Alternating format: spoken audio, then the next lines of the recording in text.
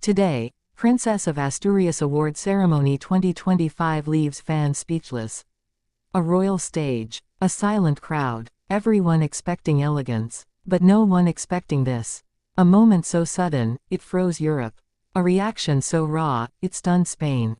And a revelation so powerful, it changed everything we thought we knew about Princess Leonor. This wasn't tradition. This wasn't routine. This was the moment the future queen stepped into her destiny.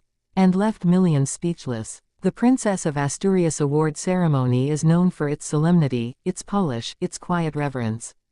Every year, Spain watches with pride as leaders, thinkers, artists, and innovators receive recognition from the monarchy. It is a night defined by respect, by intellect, by dignity. But 2025 was different. This year, people didn't tune in out of tradition. They tuned in because they could feel something shifting. Subtle at first, then unmistakable. This wasn't just an award ceremony. It was a turning point. From the moment Princess Leonor stepped into the auditorium in Oviedo, everything changed. Viewers described it as a pressure drop, as if the energy in the room dipped and then surged all at once. The cameras couldn't look away. The audience couldn't blink. And fans across Europe instantly sensed that something was coming, something they were not prepared for. But let's start at the beginning, because to understand the magnitude of what happened, we must understand who Leonor is right now. A young woman facing history, expectation, and scrutiny all at once. She has spent her entire life preparing for a role she didn't choose, a destiny she inherited before she could speak. And yet, in these past few years, she has grown into her responsibility with a grace that feels unusually natural for someone so young. She is only 20, but she carries herself with the poise of a future monarch, and the emotional weight of someone who knows millions are watching her every move. So when she took the stage in 2025, people expected elegance. They expected formality. They expected protocol. What they did not expect was vulnerability. And that's where everything began to shift. During the opening segment of the ceremony, Leonor greeted the audience with her customary calm. But those watching closely noticed something almost imperceptible. Her voice carried a softness, deeper, more emotional than usual. It wasn't weakness. It wasn't nerves. It was sincerity. Real, tangible sincerity. And sincerity, in a royal context, is both powerful and dangerous. The first award was presented smoothly. Leonor delivered her words with precision. But behind the scenes, yes, people who were present later whispered about it. There was a moment where Leonor paused, inhaled deeply, and closed her eyes for one brief second. Something was on her mind. Something personal. And that's where the first curiosity loop begins. What was she thinking about? And more importantly, why did the cameras refuse to cut away? Because this was the kind of moment that directors usually avoid, too intimate, too revealing. And yet, the broadcast stayed on her, as if they sensed that viewers needed to see it. Leonor wasn't breaking down. She wasn't lost. She was grounding herself. And fans noticed. The clip went viral almost instantly. Leonor's 1 second of humanity, viewers called it. But this moment wasn't the main shock. It was only the spark. As the ceremony continued, Leonor's interactions with recipients became noticeably warmer. She asked thoughtful questions. She listened intensely. She responded not as a figurehead, but as a young woman truly engaged in the world around her. And people loved it. Her humanity felt refreshing in an institution known for its rigid distance. Then came the second curiosity loop. Why was Leonor suddenly so open? Had something changed in her life? Was this a personal transformation, or a royal strategy? Nobody knew the answer yet. But the ceremony itself would reveal more than anyone expected. Halfway through the event, a renowned humanitarian stepped forward to receive an award. His speech was emotional, deeply emotional. He spoke of loss, resilience, and the struggle to keep hope alive. His words were powerful, but what shocked people wasn't his speech, it was Leonor's reaction to it. She didn't simply nod. She didn't simply smile. Her eyes filled with tears. Not dramatically, not theatrically, but enough that the camera caught the shine. A future queen, crying in public. When was the last time Spain saw something like that? When was the last time a European royal allowed such raw emotion to surface? The audience inside the hall froze. The viewers at home leaned in.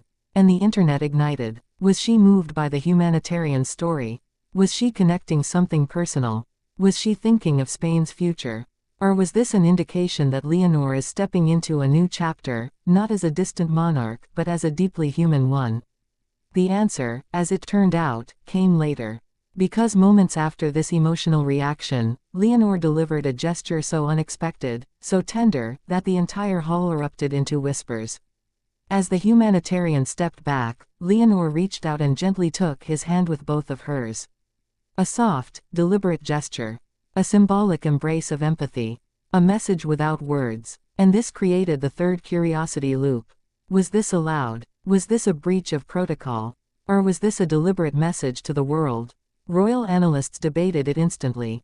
Some said it was unorthodox. Others called it revolutionary. But fans, they were speechless. Because in that moment, Leonor didn't act like a symbol. She acted like a leader. A leader capable of compassion. A leader capable of emotional intelligence.